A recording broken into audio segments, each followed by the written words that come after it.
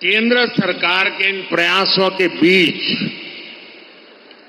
DMK सरकार ने चेन्नई के लोगों की जरूरतों से, आपके सपनों से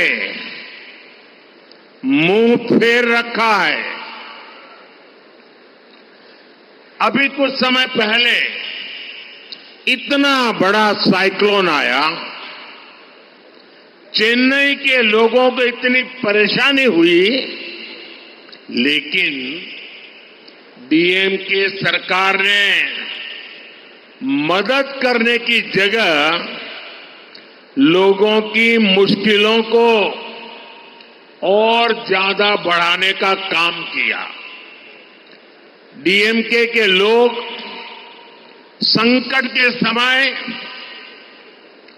फ्लड मैनेजमेंट नहीं करते, बल्कि ये मीडिया मैनेजमेंट करने में लगे रहते हैं। लोगों के घरों में पानी भरा हुआ था, लेकिन ये लोग मीडिया से कह रहे थे कि सब ठीक हो गया है। इसी से पता चलता है कि डीएमके सरकार को जनता के सुख दुख से, आपके सुख दुख से कोई मतलब नहीं है।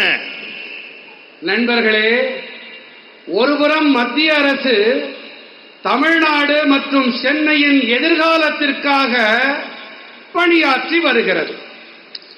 ஆனால் மறுபுறத்திலோ மாநிலத்தில் அதிகாரத்தில் இருக்கும் திராவிட முன்னேற்றக் கழக அரசு சென்னை வாசிகளின் தேவைகளை, அவர்களின் கனவுகளை கண்டுகொள்ளவே இல்லை.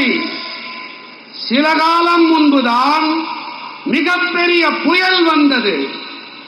சென்னை வாழ் மக்களுக்கு ஏகப்பட்ட துயரம் உண்டானது. உண்டாச்சா? அங்கே இந்த குரலே வரல. நான் சொல்றது சரியா? இன்னும் சத்தமா தில்லி கோட்டை வரைக்கும் கேட்கணும். புயல்னால இங்கே வெள்ளப்பெருக்குனால கஷ்டம் உண்டாச்சு.